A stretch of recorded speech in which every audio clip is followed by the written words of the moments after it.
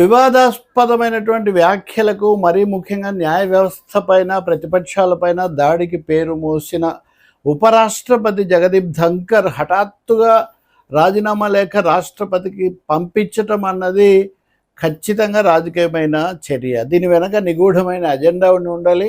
ఒకటి, ఆయన మొత్తం ఇప్పుడు జరుగుతున్న చర్చలో ప్రభుత్వాన్ని ఇరుకు నుంచి బయటపడేయటం కోసం, ఒక డైవర్షన్ కోసం ఆయన చేసి ఉండాలి.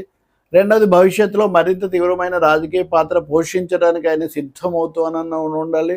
మూడవది, ఉపరాష్ట్రపతి స్థానాన్ని ఖాళీ కల్పించడం ద్వారా, వేకెంట్ చేయడం ద్వారా మరొకరికి అవకాశం కల్పించడానికి ఆయన రాజీనామా అయినా చేసి ఉండాలి.